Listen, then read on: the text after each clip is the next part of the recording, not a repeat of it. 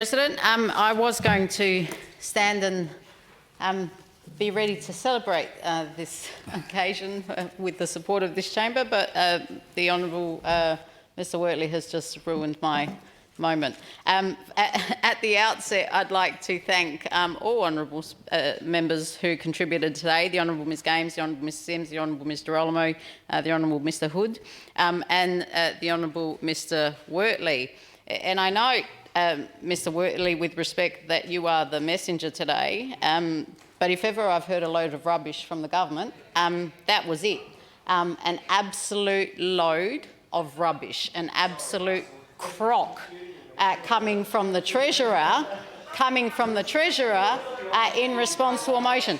I'd love to know what part of recognising the significant impact that the cessation of payroll tax will have on South Australia is not reasonable. I'd love to know what acknowledging that the discontinuation of the amnesty threatens to exacerbate existing workplace challenges and reduce access to essential healthcare service in the midst of a healthcare crisis is not reasonable. I'd love to know what part of acknowledging the potential consequences of an average fee increase of $12 per patient is not reasonable. I'd love to know how recognising that this financial strain may drive patients into already overcrowded emergency departments and further cripple our health crisis. And I'd love to know what is unreasonable about asking the Malinowski government to not only extend the amnesty, because that's one of a number of measures that we've asked for,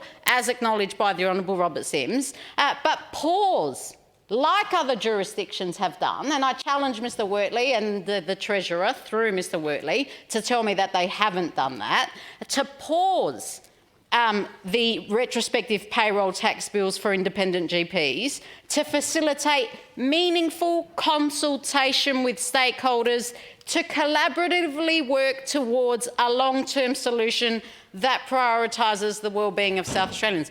I'm not sure what part of that is unreasonable or worthy of opposition, but it should stun all of us. And I certainly hope that the members of the RACGP and the AMA are listening today while they try in vain to enter into discussions with this government, with the Treasurer, with the Premier, to engage in meaningful discussion with the government about a payroll tax crisis that is looming for them and the knock-on effects that that's going to have for the state in terms of the health crisis and, of course, those patients who will no longer be able to afford to see their GP. We already know the statistics. I read them out during the second reading, during the motion itself, about how reliant patients are on GPs for health care to keep them out of our hospitals. We already know how reliant they are on GPs to keep them out of hospitals so that they don't present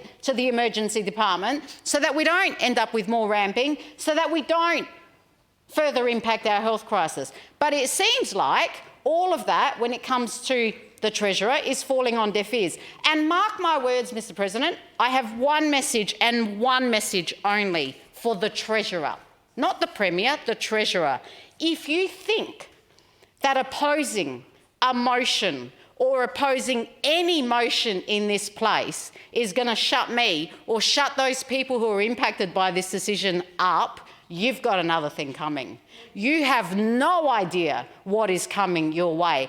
I've had the discussions with those sectors. I've had the discussions not only with the RACGP and the AMA, but all those other allied health professional groups, and the rumblings are terrifying. They are terrifying, and I challenge the Treasurer to say to them that somehow this government thinks it's going to silence their voices by opposing a motion in this place. There's a further motion that we're going to be considering, Mr President, because as we know, it's not just doctors now who are complaining about payroll tax. In fact, I haven't found a business in South Australia yet, to date, who hasn't complained to me about payroll tax. And what we do know is that this government has become so reliant on the windfall gains of payroll tax that it doesn't know what else to do. It doesn't know how to wean itself off the extra money. $1.7 billion a year, estimated to grow to 1.97 over the forward estimates. $5 million a day for employing people in South Australia. That's what payroll tax does to businesses in this state.